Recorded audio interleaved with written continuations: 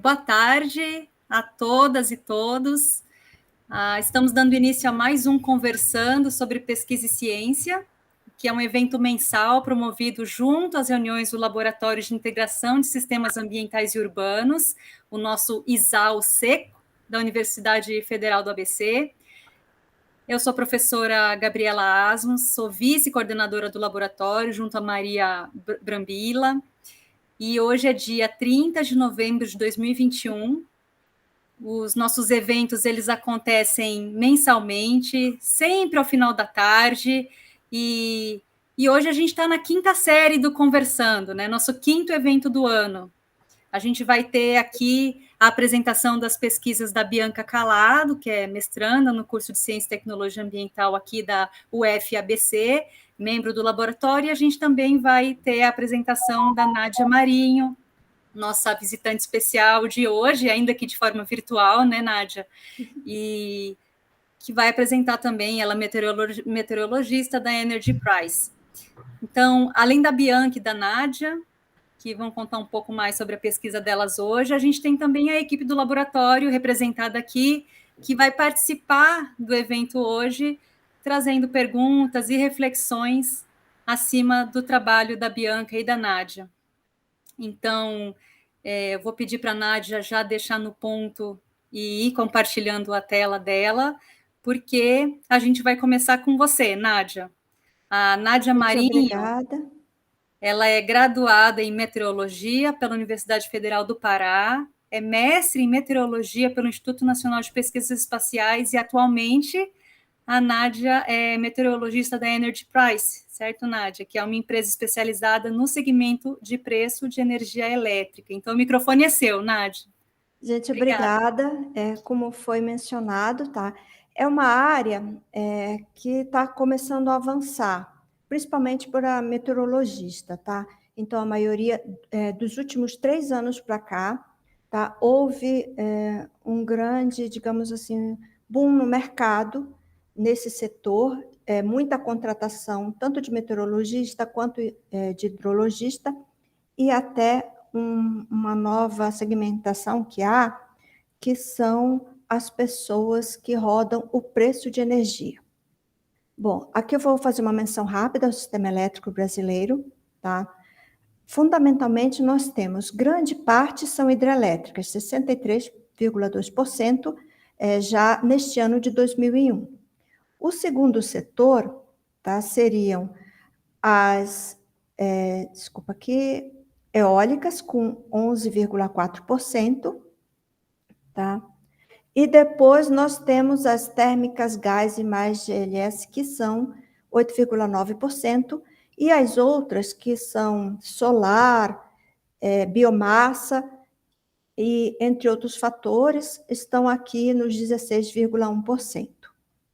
Bom, as nossas principais bacias, que são as mais importantes, digamos assim, para o setor, nós temos aqui. Uma delas, as mais grandes, são a Bacia do Rio Tocantins, que é toda essa faixa aqui, tá? Bacia do Rio São Francisco, que é bem grande. A Bacia do Rio Paranaíba, essa daqui é uma bacia muito especial, porque ela tem, aliás, a Bacia Paranaíba fica no sudeste, a Bacia Grande, que fica também no sudeste, aqui entre Minas e Goiás, as duas, elas é que têm os maiores reservatórios da região sudeste. Tá? Então, elas conseguem captar muita água no período chuvoso, então elas são extremamente importantes nessa época. Fora isso, nós temos bacia do Rio Paranapanema, aqui fica a bacia do Tietê, tá? E as bacias importantes do sul seriam a bacia do Rio Iguaçu, uma das mais importantes nessa época também, a bacia do Rio Uruguai, ela é toda essa faixa, mas a parte mais importante, que chamamos do Alto Uruguai, se concentra nessa área. Tipo assim, quando chove bastante aqui nessa usina, tem maior efeito do que se chover aqui nessa outra parte. A bacia do Rio Jacuí é uma bacia muito pequenininha, mas ela também faz parte desse setor. Aqui temos também a Bacia Grande, que ela não foi infelizmente mencionada aqui, tá? E temos as usinas importantes que ficam aqui, Tucuruí, Belo Monte, tá? Mais acima, Telespires. Então, A importância dessas bacias é o monitoramento constante e a previsão de chuvas para determinar daqui para frente como é que vai se comportar, se vamos ter água ou não para suprir o setor energético. Bom, aqui nós temos apenas uma apresentação para vocês entenderem como funciona. Tá? Isso daqui é uma fonte do Operador Nacional do Sistema. Seria para a bacia Paranaíba Grande Doce. É tipo assim, as usinas, elas ficam em cascata, elas não ficam isoladas. Então, nós vemos o quê? Essas bolinhas são usinas a fio d'água. O que significa? Significa que elas não têm um reservatório apropriado. Então, choveu, ela depende da chuva do dia, da chuva diária, ela não consegue segurar a chuva, segurar a água. E essas aqui, indicativas, tá, são as bacias com reservatório. Então, nós vemos o quê? Por exemplo, aqui nós temos alguns rios, tá? Então, dentro desses rios é que ficam as nossas usinas. Aqui um exemplo, né, das bacias do Sudeste, Paranaíba, que é uma das maiores, a grande também, e a Doce, que é uma bacia pequenininha, apenas para vocês entenderem. Então, cada área, digamos, de bacias, ela é composta mais ou menos nessa configuração, junto com as usinas de fio d'água e com as usinas de reservatório. Agora, um cenário sobre o clima, tá? Nós temos a maior preocupação do setor, hoje, que todo mundo fica meio de cabelo em pé, são os fenômenos El Niño e Laninha. Bom, esses fenômenos, eles afetam de forma global. E, geralmente, em épocas de El Niño, o sul é afetado com muita chuva, tá? Em épocas de Laninha, o sul acaba se tornando um pouco mais seco, dependendo, principalmente, esses cenários são vistos mais no verão. O que nós temos visto de uma época para cá? O fenômeno Laninha está se tornando mais frequente, está sendo visto mais vezes. Então, no ano passado mesmo, no segundo semestre, nós tivemos uma configuração de Laninha. Tá? Aí, o início deste semestre, ficamos num cenário neutro. E, novamente, ele voltou a se formar, tá? Durante outubro, mais para o final do mês de outubro, já estava caracterizado e está atuando desde novembro. As expectativas, ele está bem ativo, mas ele está com intensidade fraca, tá? Quando a gente faz a média das anomalias de temperatura, a gente consegue ver mais ou menos a intensidade desse fenômeno, e no momento é fraca. Ele deve, pelo menos, ter uma duração até fevereiro, é o que está se indicando, tá? Mas tem alguns centros, que alguns modelos indicam que ele pode durar um pouquinho mais e chegar até o nosso outono, tá? Mas já para o inverno, todos os institutos internacionais já não prevêem mais esse sistema. Bom, em relação às bacias do Sudeste, nós verificamos por bacias por setor, tá? Se chama Subsistema Sudeste Centro-Oeste, aqui eu deixei apenas Sudeste, mas é feito para cada região. Eu trouxe aqui o Sudeste, por quê? Porque o Sudeste ele veio de uma seca das mais severas dos últimos 100 anos.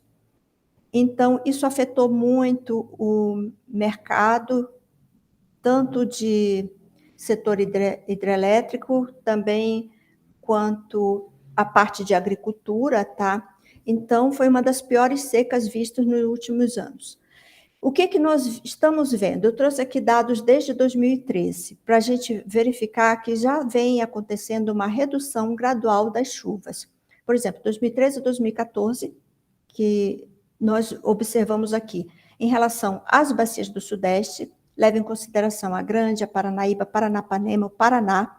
Tá? Então, nós vemos o quê? Essa aqui é a chuva realizada e aqui é a média histórica dessa bacia, dessa região.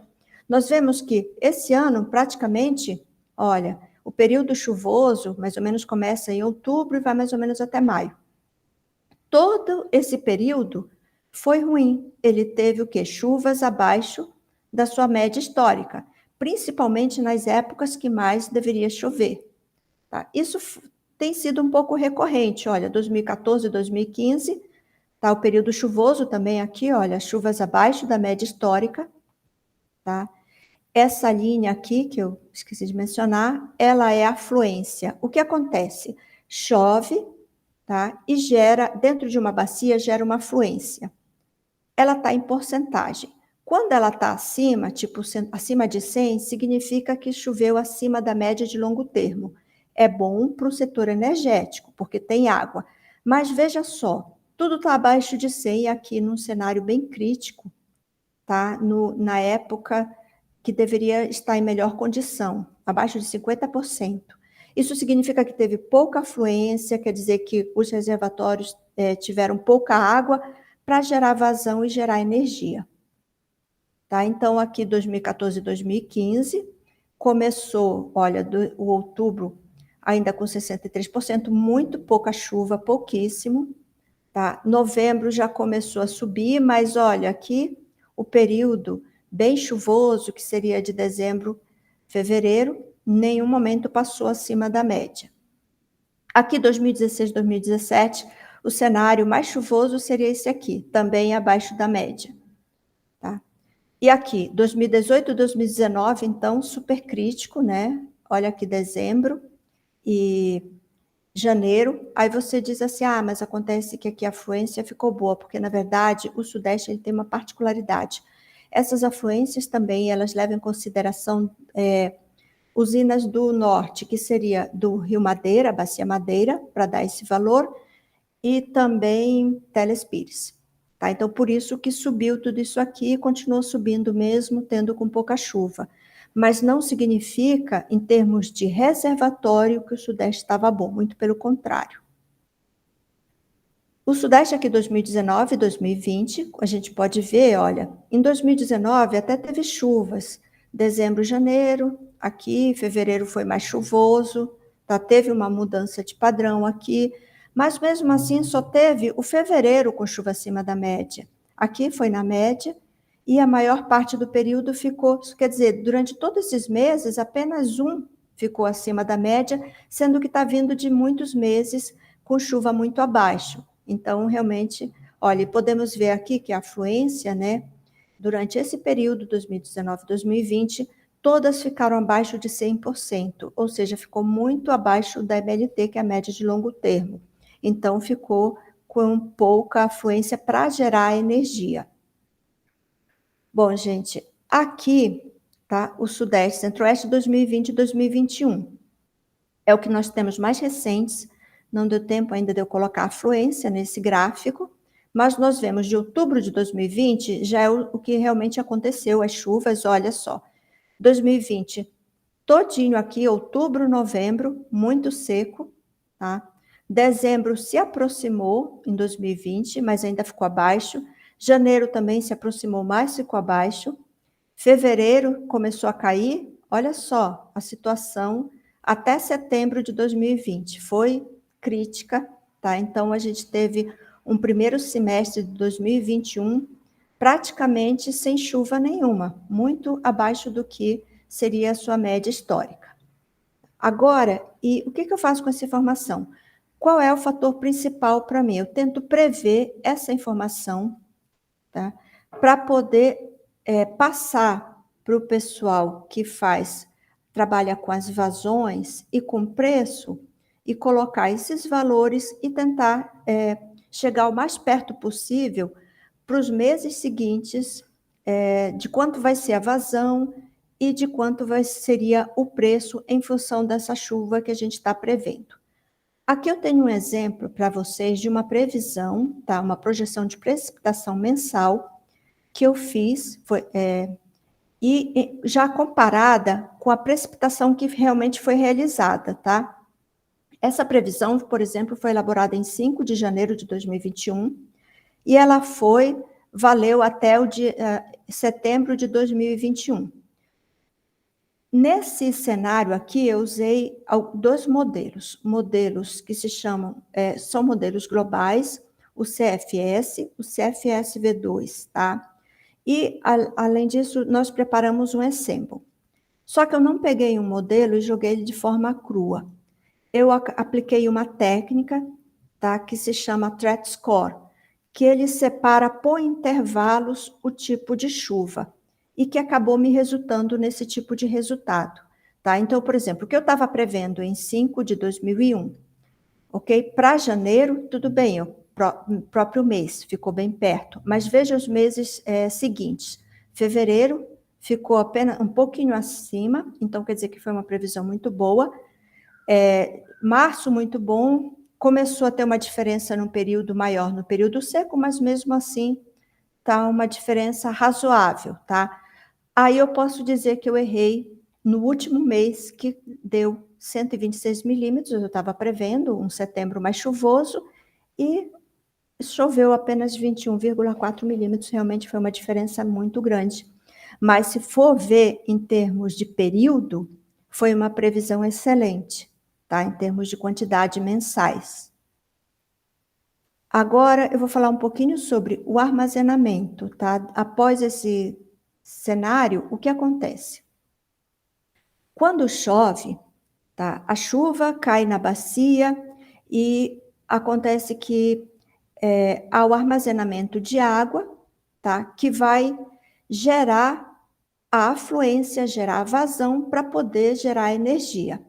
Então, aqui eu tenho um exemplo do Sudeste, tá ok? Os níveis de armazenamento dos últimos anos, tá? Nós temos de 2017 para cá, tá?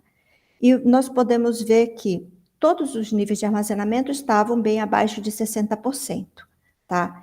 E foi caindo, veja só, 2017, 2020 ainda chegou num cenário razoável, tá? Agora, 2021 foi um dos piores, esse aqui, vocês podem ver, tá? Nós tivemos janeiro, tudo isso é armazenamento de água que pode gerar energia.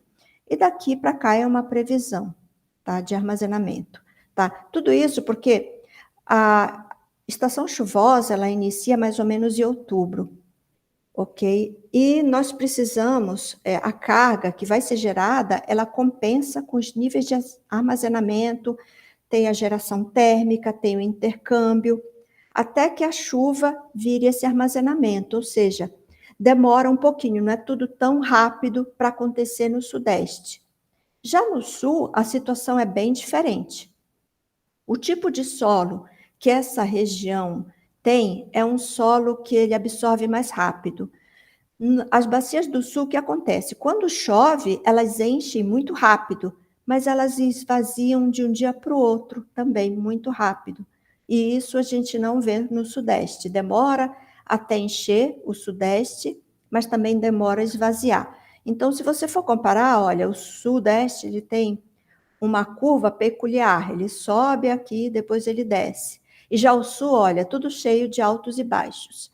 E nós podemos ver que em 2020, que foi esse laranja, ficou num cenário bem crítico, olha, abaixo de 30% até maio, depois voltou a ter umas chuvas que fizeram subir, mas olha só o cenário de novo de 2020, baixou até o final do ano, tá? Agora nós temos o quê? 2021, que é esse cenário aqui, tá? Até teve umas boas chuvas, mas depois, agosto, esse semestre, quando começou o Laninha, já começou a baixar novamente, e a tendência ainda é que fique bem desfavorável, né, abaixo de 50%, não muito bom para o setor.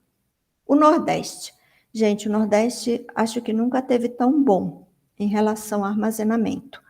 Por quê? O Nordeste tem eólica, tem solar, tá? Então, eles conseguem preservar um pouco a bacia São Francisco usando outras alternativas de geração de energia, ok? E também vem chovendo mais nessa região. Nós vemos o quê? Por exemplo, 2017 estava num cenário bem crítico, olha, abaixo de 20%, depois foi subindo 2018, 2019 já melhorou bastante, 2020 foi ótimo em relação, choveu bastante no Nordeste e armazenou, porque eles ficaram também utilizando outro tipo de energia. Bom, agora em 2021 não choveu tanto quanto em 2020, tá? Mas nós tivemos, de qualquer forma, aqui, olha, ficou tudo acima de 50% e começa a cair agora, né? Mas, mesmo assim, digamos, não está um cenário tão ruim quanto em anos anteriores, tá? Bom, mas o que acontece? Em relação à previsão, está até positiva para este verão nessa região. Então, tipo, eles podem se considerar ainda bem sortudos, né, em relação a esse cenário. A região norte, ela tem um regime de chuva, digamos, que tem um comportamento constante, tá? O que acontece? Chove durante o período de dezembro, novembro, dezembro, janeiro, o que acontece? A água vai acumulando, tá? E vai se mantendo, vai subindo, tá? O armazenamento durante o período de inverno, chega ao pico, tá? E depois, novamente, no segundo semestre, conforme vai se utilizando, vai caindo novamente. Aí chove no período de verão para encher até o período de inverno. Tá? Então, é uma região constante, com chuvas constantes, e este ano ela vem sendo bem privilegiada, tem chovido bastante na região, está garantindo um bom armazenamento por lá. Bom, o que nós temos de destaques? Com tudo isso, nós vemos o quê? O setor brasileiro, né, energético, apresenta uma dependência total do cenário climático, sendo maior as hidrelétricas, que dependem muito da chuva para gerar vazão, certo? E alimentar a energia. A energia eólica também faz parte do clima, que é mais atuante ali na região Nordeste, a gente tem grande potencial, tá? E a energia fotovoltaica, que ainda está, digamos, engatinhando no Brasil, eu acho que é pouco explorada, deveria ser muito mais, acredito que mais pela frente deva ser. Bom, uma das grandes dificuldades, tá, nesse setor é transformar as chuvas, prever chuvas já é uma grande dificuldade, gente, e transformar ela em vazão é outra dificuldade. E para isso, cada vez mais está se melhorando o tipo de modelos, como o SMAP, que passaram a ser implementados pelo Operador Nacional do Sistema, para mais bacias. E a cada vez mais eles estão implementando as bacias com esse modelo, né, que gera, dá a previsão de vazão. Bom, na meteorologia... 5 minutinhos, Nádia, 5 minutinhos. Obrigada. Na meteorologia, o que eu vejo a necessidade de pesquisa, gente? Porque quando eu vou fazer uma previsão, eu gosto de ler o que está atuando, por exemplo, quais são os efeitos, se teve efeito novo do Laninha por região. Nós temos muito pouca pesquisa do fenômeno Laninha. Quem busca, verifica que tem, sobre o Brasil. Nós temos mais pesquisas sobre o El Niño do que o Laninha. E agora, com essa recorrência, tipo, eu sugiro que os pesquisadores comecem a trabalhar mais esse assunto para o Brasil. Bom, outra coisa que faz falta para o Brasil, a oscilação antártica, né? Ou o modo anular, que é o principal modo de variabilidade climática natural da circulação extratropical no hemisfério sul. Há pouquíssima pesquisa para o Brasil, efeitos tanto no sul, o que pode causar. Eu vejo muita pesquisa para a Oceania, tá? Mas aqui no Brasil eu tenho dificuldade de achar uma ampla gama de pesquisa que pode me orientar melhor no momento da minha previsão. Outra coisa que eu sinto muita falta é sobre a oscilação decadal do Pacífico, também um fenômeno semelhante ao evento de Enos, tá? Que atua mais ou menos, ele é de longa duração, cerca de 20 anos, enquanto que o Enos dura 6 a 18 meses, quer dizer, eu acho que esse é outro fenômeno que, se tivesse mais pesquisa, com certeza iria facilitar o meu tipo de trabalho. Bom, o mercado de energia, ele tem o mercado cativo, é os que compram energia das concessionárias, como nós, eu que pago aqui a minha energia para a CPFL, e tem o mercado livre, que é um ambiente de negociação competitiva de energia elétrica, tá? Onde os consumidores negociam livremente as condições de comércio, como fornecedor, preço, quantidade de energia contratada, período, tudo isso. Bom, a vantagem para eles é a redução de custos em função de energia adquirida, mas não é para qualquer um. Por enquanto, por exemplo, são empresas de grande porte que fazem esse tipo de negócio e comercializadoras. Bom, o mercado, para esse setor, nós temos o quê? O meteorologista que trabalha com a previsão, o hidrologista que trabalha com vazões e afluências e o analista de preço, que é um mercado que está em alta também. O que o analista de preços faz? Não necessariamente, por exemplo, ele é formado em meteorologia ou em qualquer profissão. Ele utiliza modelos matemáticos e estatísticos, tem os New Wave, Decomp, o DECEM, para obter o valor da energia, tá? E o preço da liquidificação das diferenças, que é utilizado para valorar os volumes de energia liquidados na Câmara Comercializadora de Energia Elétrica, a CCE, tá? E esse PLD tem como custo base o custo marginal da operação, que é calculado pelo Operador Nacional do Sistema, ONS. E tudo isso é calculado para otimizar o custo de energia para visar a segurança do nosso fornecimento. Tá? Então, os fatores extras que também afetam esse setor energético, além de chuva, como eu falei, e do clima, também tem a economia do país, o PIB, tá? Que afeta a carga, e digamos assim, então é tudo um conjunto, ok? O mercado é necessário, tipo assim, várias áreas, né, para poder ter, digamos assim, o preço, para poder ter a informação e o cenário melhor sobre a energia do país. Então, é mais ou menos isso que eu queria falar para vocês. Eu não sei se eu extrapolei o tempo. Não, foi perfeito, Nádia. Muito obrigada. Eu vou assumir temporariamente o microfone aqui, primeiro para agradecer. Pesquisa aplicada, né, Nádia? Pesquisa bastante aplicada que você desenvolve e para uma escala de bacia hidrográfica, né, uma escala... Eu nem saberia te dizer o quão difícil é, você pode dizer isso melhor para a gente, né, fazer isso nessa escala de bacia, mas que beneficia, de certa forma, esse mercado, né, da energia, né? Exato. Eu vou abrir agora aqui para as perguntas e reflexões. Pode levantar a mão. A Maria, estou abrindo a fila com a Maria.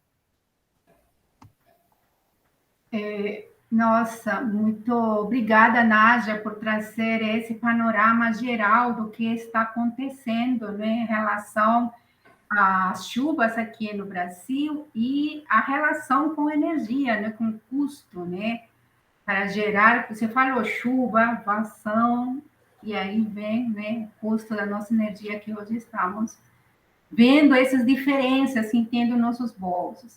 Eu queria fazer duas perguntas. A primeira era em relação, então você apresentou, logo no finalzinho, né, você apresentou que o custo da energia, o preço que a gente está pagando, ela é uma soma de vários, né, vários fatores, não só depende da chuva.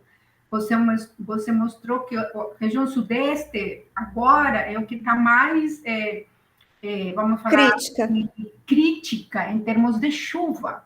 Isso. Então, a minha pergunta porque eu estava associando, no momento que você falou, eu estava associando então, o que está acontecendo agora com esse aumento no custo, né, de nossa energia que a gente está pagando, está relacionada com a falta da chuva. Mas você respondeu, em parte, a minha pergunta, que não só é a falta de chuva, tem toda os fatores, né, a situação econômica, o PIB, você consegue explicar um pouquinho melhor. E a outra pergunta, para depois dar, né? Antes da ONS utilizar o modelo hidrológico SMAP, ele utilizava outro modelo? Utilizava o Previvais, previsão de vazão. Porque que é outro modelo. Agora estão migrando para esse que é melhor. Então, na verdade...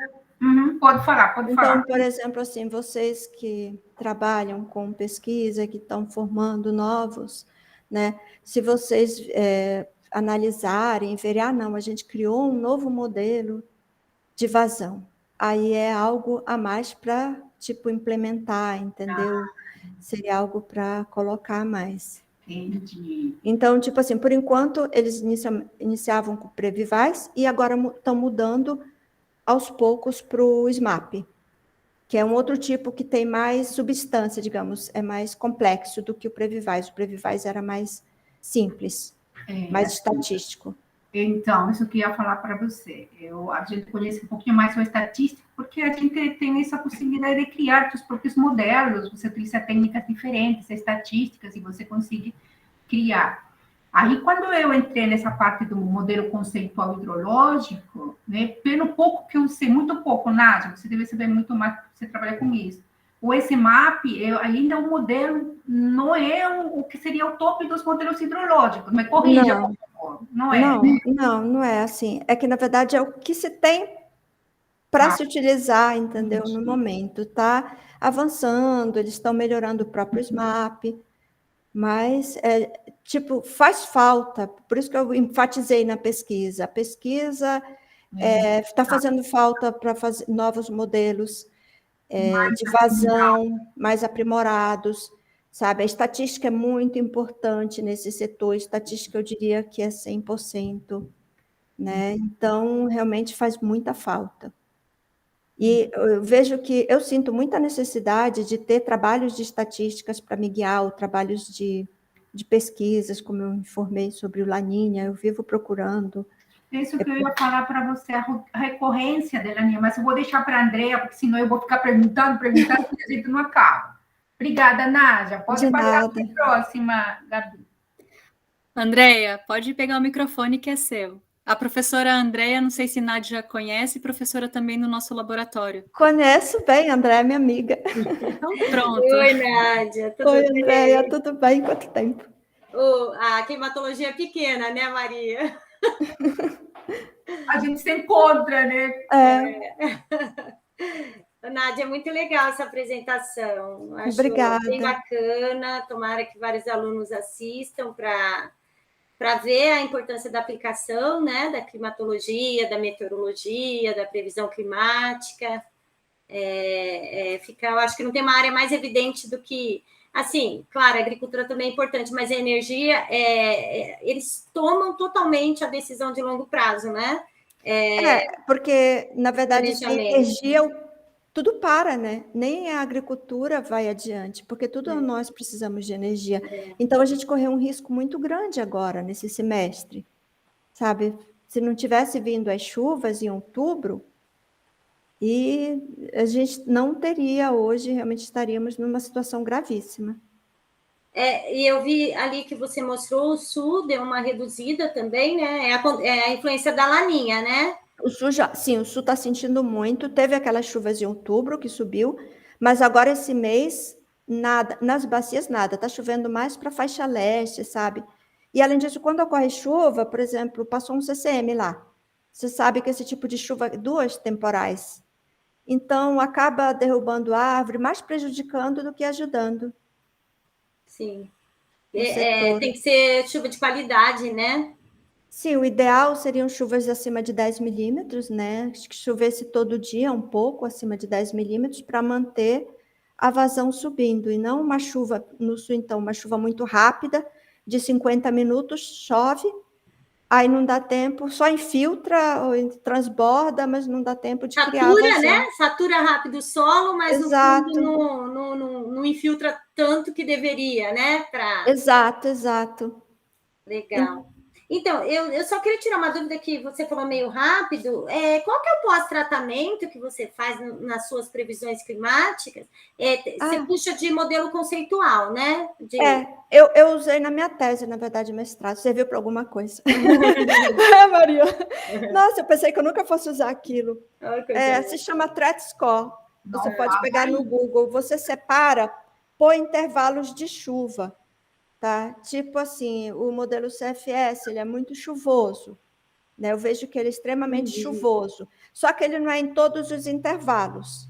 Aí eu fiz uns desvios, eu vi por intervalo quanto é que varia. Eu peguei esses valores, aí peguei assim, ó, por exemplo, no intervalo de 1 a 10 milímetros para a bacia tal, eu vou reduzir 2 milímetros. Estou dando um exemplo, eu não lembro exatamente os valores, que já faz tempo que eu fiz.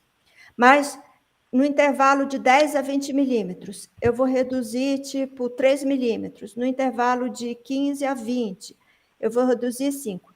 Aí tem umas loucuras que o modelo dá, às vezes, ele está dando agora, por exemplo, dá 200 milímetros. Aí eu vou lá, já ponho assim, ó, tudo que for maior que 200, eu quero que reduza 90 milímetros, 80, entendeu? Então, eu usei esses intervalos para... entendi.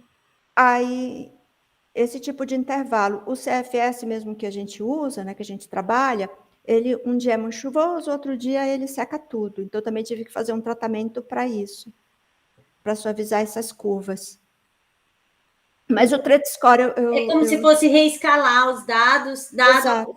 os dados modelados, comparando com o observado, né? Para dar uma Exato. suavizada, Exato, você acaba exato. removendo viés, essas coisas. Exato, É exato. muito legal, Nádia. Que bom que você faz esse... tipo um pós... um pós, né? um pós-tratamento depois dos modelos. É uma corrigida nesse dado, né? A mesma coisa eu fiz com temperatura, só que não exatamente igual, mas eu fiz, eu descobri os pontos, a gente tem temperaturas, por exemplo, para 4 meses, aí eu descobri os pontos, Entendi. Deu maior trabalhão, mas eu fiz para cada intervalo e por cidade, né, as capitais principalmente, que são as que mais afetam a carga, para a gente, principalmente São Paulo, porque quando São Paulo esquenta muito, passa dos 30, aí a carga aumenta. E o Sudeste é maior consumidor, porque tem mais pessoas, né, do que as outras regiões. Para vocês terem uma noção, o Norte exporta para a gente, o Nordeste exporta para a gente. O Sul, se tiver muita chuva, também exporta para a gente. Agora, o Sul está sem chuva, sim. Então, o Sul está recebendo da Argentina, a gente está comprando energia da Argentina para abastecer o Sul, para segurar os nossos reservatórios, para quando chegar no inverno, a gente não está com os reservatórios secos e passar dificuldade, entendeu? Então, tem esses cenários, digamos, a longo prazo, que são tomadas de decisões para poder garantir que a gente tenha um abastecimento de energia. Joia.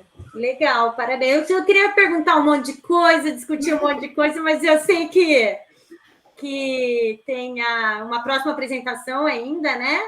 Mas parabéns, Nádia, muito didático, deu para visualizar bem mesmo a influência climática, né? O impacto dela na vazão, nos reservatórios, enfim. Parabéns. Obrigada. Nádia, tem mais uma pergunta, Ricardo, acho que o Ricardo fecha a sessão agora e passou alguns comentários no chat, Nádia, se você quiser pode comentar também, tá? Ricardo, o microfone é seu. Legal, obrigado, Gabriela. Oi, Nádia, olha, legal sua apresentação, né? Deu um geralzão aí pra gente, né? Pra gente entender como que é isso, né? Não, foi bacana mesmo. E eu queria perguntar sobre o armazenamento, sabe? Diga. Você disse que, dependendo do tipo de solo também, ele influencia, né? O armazenamento, né? Isso. Os solos mais arenosos, né? Acaba que, tipo, chove, digamos assim, se chover em 45 minutos, uma chuva muito intensa, essa água ela não vai ficar. Certo. Tá? Se o solo estiver seco, ele vai rapidinho. Primeiro vai descer a água, né? Vai lá para os níveis mais baixos do solo. Aí tem a evaporação, depende de vários cenários. Certo. Ok? Então, por exemplo, o tipo de solo do sul é diferente do tipo de solo do sudeste, diferente do tipo do solo do norte. Tá? Correto. O tipo do solo do sul, ele é mais arenoso, mais seco. Tá? Então, quando chove, a água é assim, ó, choveu, aí ele vai subindo muito rápido. Sobe, sobe, sobe. Só que aí no dia seguinte não choveu, essa água baixa rapidinho. Entendi. Tipo assim, faz isso. Então, aí não mantém. Já que no Sudeste, não. As bacias, o solo é mais compactado. Vai chovendo, a água vai ficando, entendeu? Então, leva um tempo para ir baixando. E todo esse processo ele vai influenciar, então, no custo, né, da energia. Sim, porque, na verdade, e além disso, assim, eu acho que sim, né? E não sei, mas você pode explicar isso melhor, né? Claro. E influencia tanto no mercado cativo quanto no livre? Ou influencia mais em um do que no outro? Bom, na verdade, influencia mais no livre do que no cativo. Ah, certo. Tá? Por quê? Porque o livre ele já vai com mais ou menos um valor estabelecido na sua conta. Ah, tá. Tá? Tá. O cativo. O cativo. livre, ele varia, tipo assim, o preço hoje pode chegar a 34, que é o piso, certo. E pode chegar a 584, que é o teto. Você viu? É uma diferença muito grande. Varia então, muito. O que acontece? Essas comercializadoras, né, eles fazem assim, eles ficam de olho a longo prazo, quando é que o preço vai estar mais baixo, certo. Aí eles compram. Aí eles ficam de olho quando é que o preço vai estar mais alto para vender. Por isso que a meteorologia e a hidrologia são importantes, porque quando a gente está fazendo as estimativas, aí o pessoal de preço, né, que a Andréia já foi uma, inclusive, rodava o preço de energia, aí esse pessoal de preço fica rodando os preços e fica passando, então aí o pessoal fica de olho, vai subir, vai gerar... É uma bolsa de valores mesmo. Exato, é um commodity. Um commodity, Ai, que legal, legal. Para a gente ter um impacto também, né? Sim. Assim, porque que nem agora esse ano a gente teve uma tarifa extra. Não foi a tarifa em função da falta de água, da seca que eles colocaram. Então, encareceu nossa energia. Digamos que agora chova bastante nesse período do verão e que dure mais um tempo, chova mais. Aí a nossa energia pode ficar um pouco mais barata para depois também.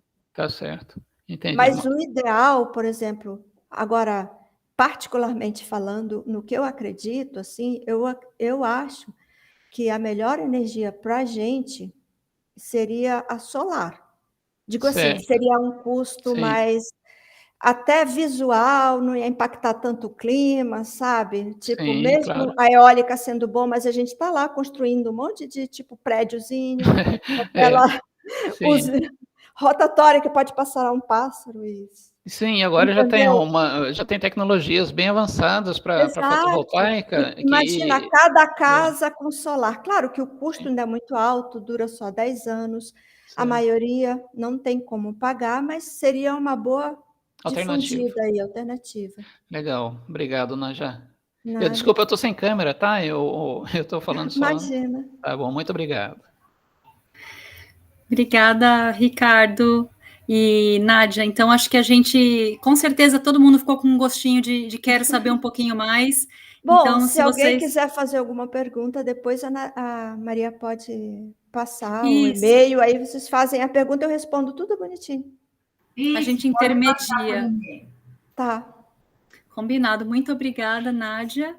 E agora eu vou... Bom, para quem chegou entre as apresentações, vou só lembrar que a gente está na 5ª edição do Conversando sobre Pesquisa e Ciência, que é um evento mensal que o nosso laboratório da UFABC, o ISAL Seco, né, promove todos os meses. E a gente vai agora para a 2ª apresentação, que é da Bianca Calado. A Bianca, ela é formada em gestão ambiental e ela também é licenciada em biologia, né, Bianca? Ela é mestranda do curso de Ciência e Tecnologia Ambiental da UFABC e é membro do nosso laboratório. Então, Bianca, pode pegar o microfone para você e pode compartilhar sua tela também, se tiver tudo no ponto. Primeiramente, muito obrigada, né, pelo convite. Nádia, que apresentação linda. Meus parabéns pelo trabalho que você exerce. Obrigada. De verdade, meus parabéns. Obrigada. Eu vou compartilhar aqui a tela com vocês para poder fazer a apresentação. Estou um pouquinho nervosa, vocês me desculpem, viu? Imagina. Bom.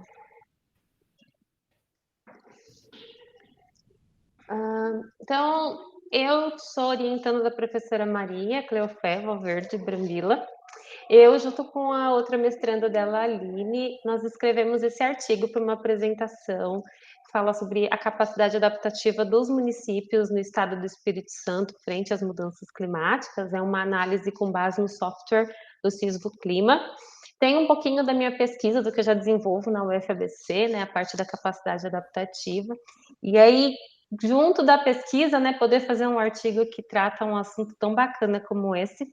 Então, para a gente também foi um aprendizado, tá? Então, eu espero que vocês possam também conhecer um pouquinho dessa alegria que foi para nós.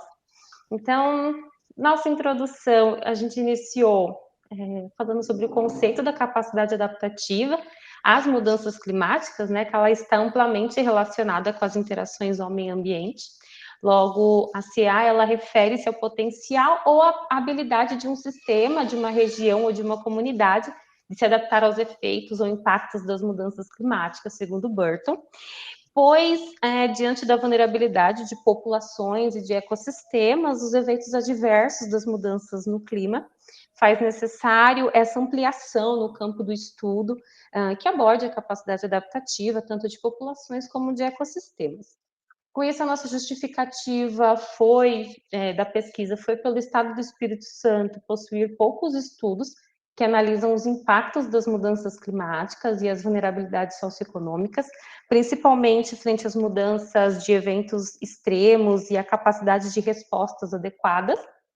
E com o nosso objetivo foi de aprofundar, então, nos condicionantes que se relacionam com essa capacidade adaptativa lá dos municípios do Espírito Santo, frente aos impactos da variabilidade climática extrema. Nossa metodologia, então, foi aplicada no estado do Espírito Santo, que pertence à região sudeste, e que possui 78 municípios. Nós utilizamos como base o software... Nós utilizamos como base o software do Sisvo Clima, que ele é desenvolvido pelo Ministério do Meio Ambiente e da Fundação Oswaldo Cruz. Ele é chamado de Sistema de Vulnerabilidade Climática, e além do Espírito Santo, ele também apresenta essa vulnerabilidade para Pernambuco, para o Paraná, para Maranhão, para o Amazonas e para o Mato Grosso do Sul.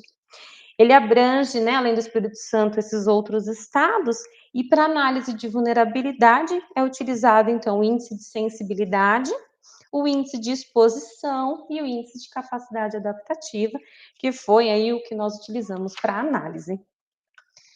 Bom, para os dados. Então, para calcular e compor a capacidade adaptativa, nós utilizamos o ICA, do site do Sisvo Clima, proveniente, então, desse site, e o índice de capacidade adaptativa, ele possui 3 componentes, e cada componente possui alguns indicadores.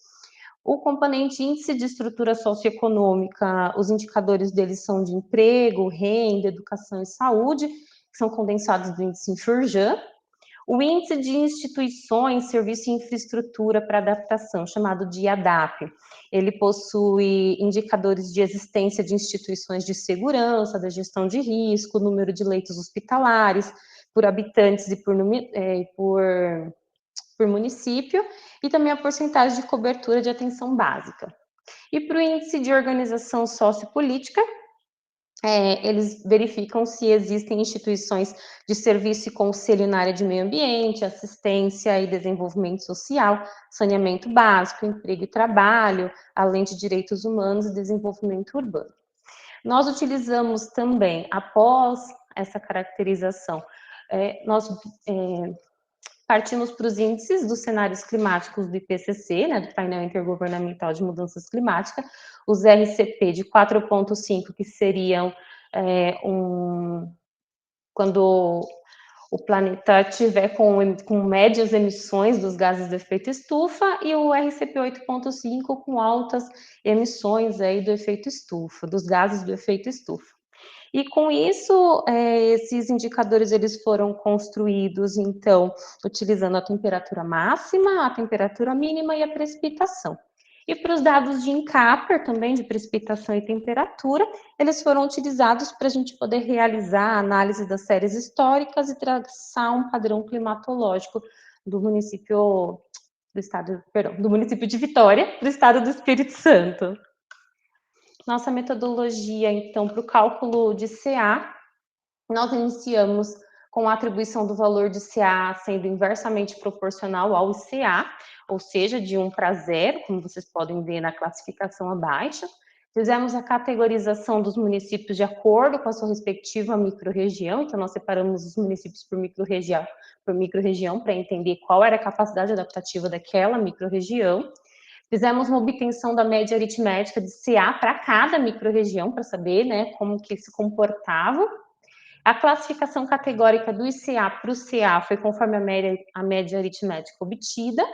A subtração no valor inteiro pelo valor de CA da etapa anterior, para a gente entender ali em porcentagem, que foi o sexto passo, o quanto havia aí uma capacidade adaptativa e o quanto aqueles municípios ainda estavam mais vulneráveis.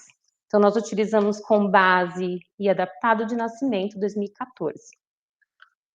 Então, para os nossos resultados e discussões, nós encontramos aí que, ao realizar essa série histórica de Vitória, nós pudemos observar as condições climáticas que mostram que as maiores temperaturas e precipitações ocorreram em período de verão, onde foi possível observar uma tendência de aumento de temperatura máxima em 2015 e, em seguida, 2019. Já para a série histórica anual de precipitação, não foi observada tendência de aumento ou de diminuição, mesmo tendo muita variabilidade ano após ano, mas nós conseguimos observar que o ano de 2013 ele possui maior acumulado de precipitação, seguido de 1983. E agora, para os nossos resultados e discussões, quanto às capacidades dos municípios do Espírito Santo. Nós encontramos o seguinte: dos 78 municípios, 5% possuem uma baixa capacidade adaptativa, 8% uma muito boa capacidade adaptativa, 41% com uma média capacidade adaptativa e 46% com uma boa capacidade adaptativa. Só olhando esse gráfico, a gente já consegue entender, então, que hoje os municípios do estado do Espírito Santo estão oscilando entre média e boa capacidade adaptativa. Mas nós conseguimos também extrair informações como, por exemplo, 8%, né, no caso desses 8%, essas 6 cidades que estão com uma muito boa capacidade adaptativa, são essas, né, Cachoeira de Itapemirim, Colatina, Anchieta, Vitória.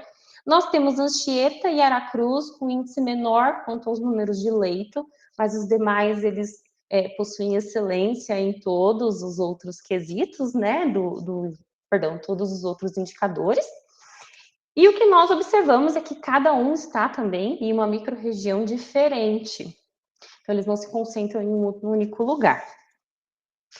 Bom, aqui um pouquinho para vocês verem como que é heterogêneo essa divisão da baixa, da média, da boa e da muito boa capacidade adaptativa, mas eu também vou apresentar aqueles 5% que tiveram uma baixa capacidade adaptativa. Eles se concentram aqui no sul, que é o Dores do Rio Preto, Divino de São Lourenço. Ali mais ao norte nós temos o Alto do Rio Novo, no centro nós temos Rio Bananal. O que faz com que eles sejam, né, tenham essa baixa capacidade adaptativa? Nós conseguimos analisar que eles têm em comum a necessidade, então, de ter uma estrutura de geração de emprego e renda melhor, a educação precisa melhorar, a saúde precisa melhorar e uma gestão de risco para desastres também precisa ser implementada nesses locais ou serem melhoradas nesses locais. Nós também observamos para toda a região do Espírito Santo, então, que ele oscila em uma CA muito boa, uma CA boa e uma CA média. Observamos também que a contribuição da estrutura socioeconômica e do IADAP, que eles são responsáveis aí pela boa capacidade adaptativa dos municípios. Isso deixo bem claro entre os municípios que têm média capacidade e os municípios que têm uma boa capacidade. É realmente a estrutura socioeconômica e o IADAP que faz essa diferença. E, por último, nós notamos que em todos, salvo a capital RMGV, a capital e a RMGV, é que todos possuem um número de leito que precisa de atenção. Então, os municípios aí, existem inclusive municípios que nem têm UTI para disponibilizar, caso necessitem de internação, e essas pessoas são enviadas para essa região metropolitana da Grande Vitória.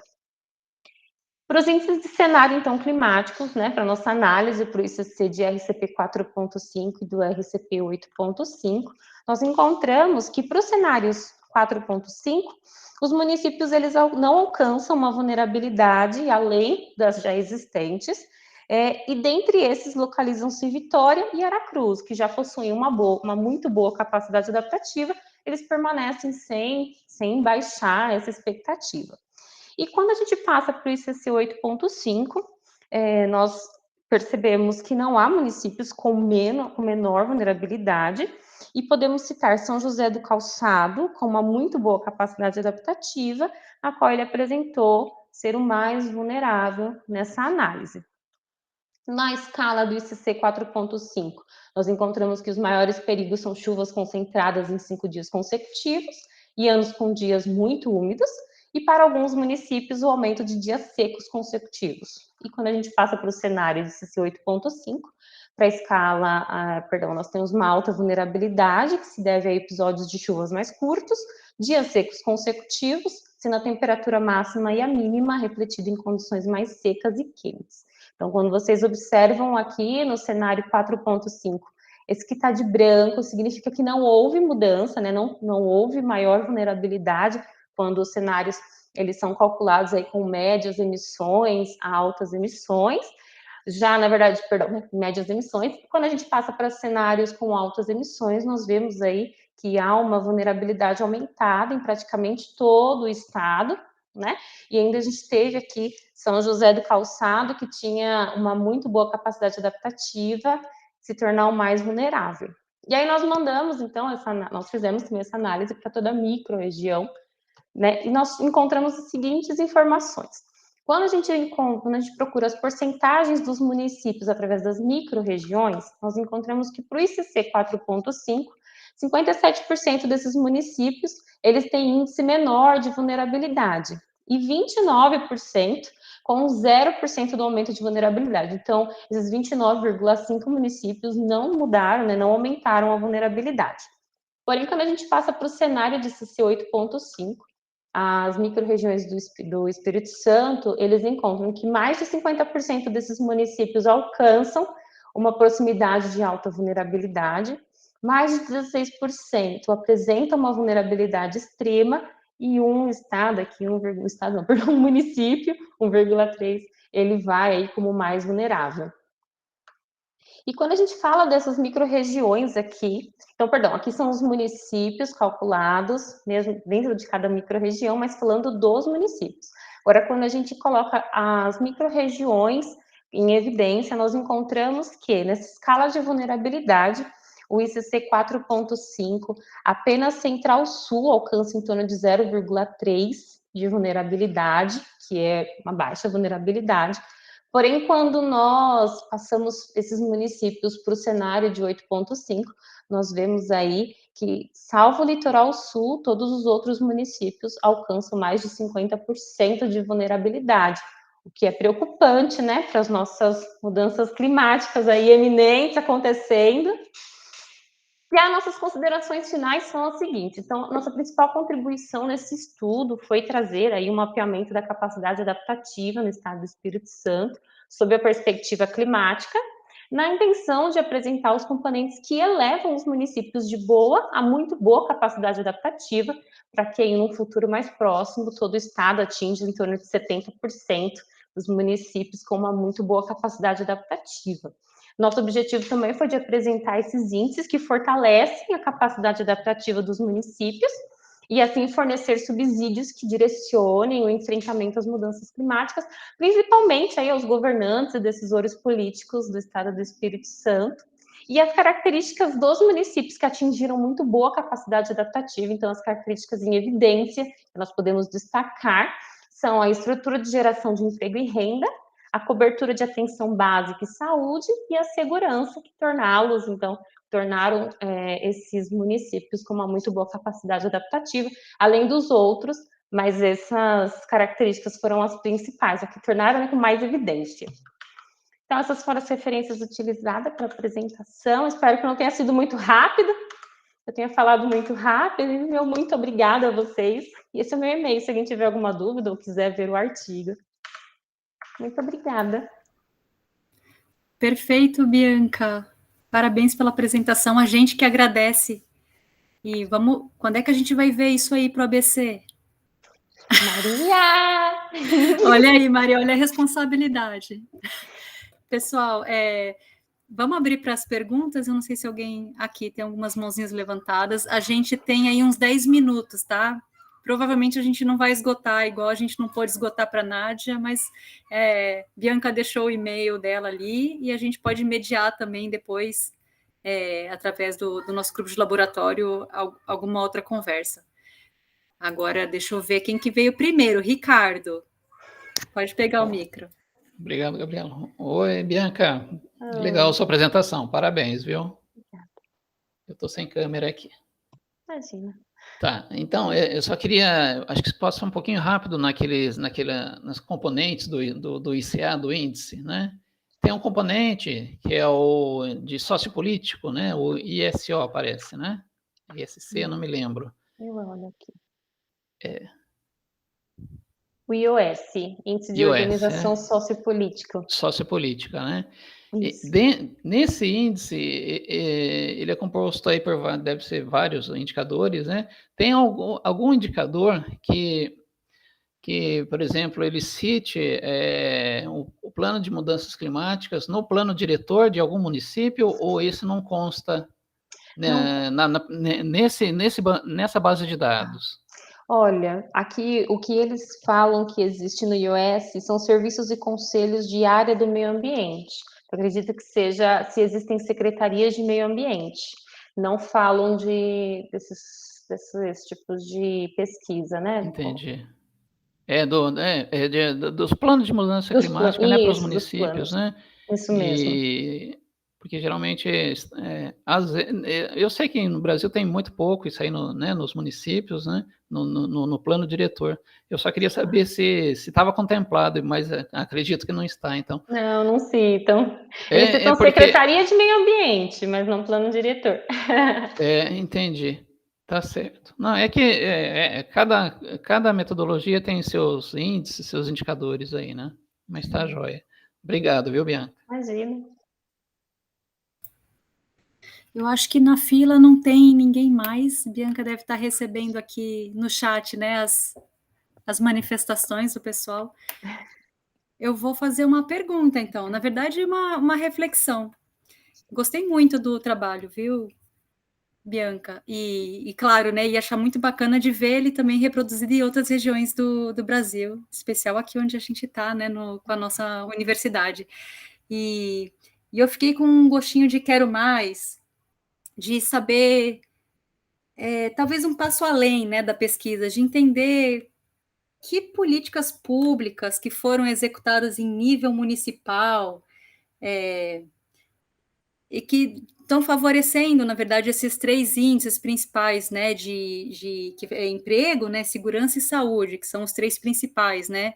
Sim. E, assim, de entender, ia ser interessante entender no nível de políticas públicas, ou até ver se foi incorporado algo específico para adaptação às adversidades do clima, né, nesses municípios, de entender se isso está sendo alguma coisa já planejada, ou se é simplesmente o reflexo de uma boa administração do município, uma boa gestão, né? Ia ser legal entender qual que é o diferencial em termos de políticas públicas, porque a gente pode aproveitar esse conhecimento, né, para contar para os outros municípios, afinal de contas, né? O que vocês têm de diferente? A gente viu os municípios pequenininhos, né? Eu fiquei pensando. Olha, na época a professora Maria, depois ela me complementa, que ela com certeza vai saber mais do que eu até, mas quando a gente estava fazendo a pesquisa, eu me atentei a pesquisar não só o site, mas, por exemplo, eu fui no índice Firjan e eu vi quais eram as componentes que o índice Firjan avaliava, e aí eu fui no site. Eu fui no DataSUS para ver como que era feita aquela análise, eu entrei no IBGE para ver como era feita aquela análise. E quando a gente vai para os componentes, tipo, serviços e conselhos de área e meio ambiente, assistência e desenvolvimento social, são as prefeituras. Então, eu fui em todos esses componentes, eu fui dando uma olhada como que era. O índice Firjan foi o que eu mais olhei mesmo, assim, para entender saúde, para entender emprego, renda. Eu fui no DataSUS para ver a parte de saúde. Então, eu saí um pouquinho do Sismo Clima. Nós utilizamos como base também a pesquisa de Santos et al. 2014, professora? 2017? Não, foi até mais, né? Porque o Sismo Clima de 2017, então foi de 2017 de 2018. E aí ela faz todas as análises para encontrar a vulnerabilidade. Então, nós utilizamos como base o artigo dele, dessa moça, é uma moça, não vou lembrar o nome dela agora, até peço desculpas, mas ela e a equipe trabalham, então, com o Sisvoclima, para poder trazer esses índices de vulnerabilidade, e nós utilizamos para poder encontrar capacidade adaptativa. E quando eu fui vendo como que ela foi fazendo ali as componentes, como ela foi encontrando os resultados, eu fui indo lá no site onde ela entrou, na secretaria onde ela entrou. Por exemplo, quando fala o município, vou dar um exemplo, o município de Aracruz, o município de Vitória, eles são excelentes, né? Tem 100%. Então, eu fui lá no Jones dos Santos Neves, que é o instituto deles, que trabalha só com infraestrutura e habitação, e eu fui ver ali, fui ler os relatórios deles, que tem desde 2000, eles fazem anual esses relatórios, para entender justamente, alguém já colocou no chat para nós aqui, a Aline, é a Santos, acho que é Ravena dos Santos, eu achei o nome dela muito diferente, Ravena, e é esse mesmo que nós utilizamos, de 2019, pertinho de quando a gente escreveu. Então, eu fui nesse instituto do Jones dos Santos Neves para ver como que era. E aí, por que esses municípios que eu apresentei para vocês têm uma muito boa capacidade adaptativa? Porque eles já alcançaram a universalização de infraestrutura básica, de esgoto. Já alcançaram praticamente 100%. E os que não alcançaram 100% estão em torno de 98%. Então, olha, a infraestrutura básica. Eles têm números de leite suficiente para todos os munícipes. Tem municípios no Espírito Santo que não tem, tirando a unidade básica de saúde, para uma UTI tem que ser trazido aqui para a capital ou para a região metropolitana, porque eles não têm UTI. Então, isso fez com que o Estado ficasse tão, não vou falar pobre, mas entre uma média e uma boa capacidade adaptativa, ou por causa dessas faltas aí de estrutura, né, que os municípios precisam ter. Beleza. Maria, obrigada, Bianca. Pode complementar ou fazer a pergunta. Então, essa ferramenta, né, que teve como base que as meninas utilizaram, na realidade, ela calcula vulnerabilidade. Então, ela calcula a vulnerabilidade em função das suas 3 componentes principais, que é a exposição, a suscetibilidade e a capacidade adaptativa, né? Então, é para vulnerabilidade, só que cada componente tem os seus próprios indicadores, né? E quando a gente decidiu fazer o trabalho, a gente pegou apenas uma das componentes para trabalhar com capacidade adaptativa. Então, quem tiver a oportunidade de entrar no Sisvoclima, vão ver que ele disponibiliza cada uma dos indicadores que foram utilizados para cálculo de cada componente, nesse caso específico para capacidade adaptativa. E como é uma vulnerabilidade às mudanças climáticas, aí eles disponibilizam os cenários, né, os cenários climáticos. Então, a gente podia fazer essa relação. Agora, ele não fala ele não vai além, né, do que todo mundo quer, né, em relação às políticas públicas, né. E mesmo a moça que a gente pegou esse artigo, porque assim, como é da Fiocruz, né, os autores desse artigo, eles fazem parte da equipe da Fiocruz que construiu toda essa ferramenta para poder disponibilizar, né. Então, eles documentaram para todos os estados, Espírito Santo, Amazonas, não lembro mais qual outro, né? Mas a ideia de fazer é muito amplo, muito complexo quando a gente trabalha com vulnerabilidade. Então, a ideia de pegar apenas uma componente para a gente conseguir, né, entender melhor isso, né? Essa foi a ideia que as meninas, né, fizeram para poder entrar e conseguir estudar, entender mais o que estava associado com uma autobaixa, né? Qual indicador em termos sociais, políticos, de infraestrutura, né, se associava a essa alta capacidade adaptativa? Agora, informações, né, sobre as políticas públicas, né, até que ponto específico e em relação às mudanças climáticas, na realidade, a gente vai encontrar muito pouco, né? Porque, tudo bem, existe uma preocupação pela saúde, por mais leitos, hospitais, por ter uma infraestrutura melhor no saneamento, né? Mas não necessariamente pensando na mudança climática, né? Ou em uma ameaça, que, né, o aquecimento global, tudo isso. Claro que agora, dentro desse contexto da emergência climática e tudo isso, né, as políticas públicas teriam que ser mais específicas, talvez, ou como o Ricardo perguntou, né, colocar, existe no plano diretor, alguém fale no plano diretor sobre o clima? Ninguém. Gabi, você deve ter, você quer dar impacto ambiental, você deve analisar muito em plano diretores, e fala de tudo, saneamento, né, da forma geral, mas saneamento não inclui o clima, né? A poluição atmosférica está dentro de saneamento, mas clima, monitoramento, alterações, não está, então não faz parte. Então, agora, talvez Eles nesse estão, contexto, né? em específico, aparecem, né? Planejamentos específicos do Exatamente. consórcio, planejamento específico do município de São Paulo.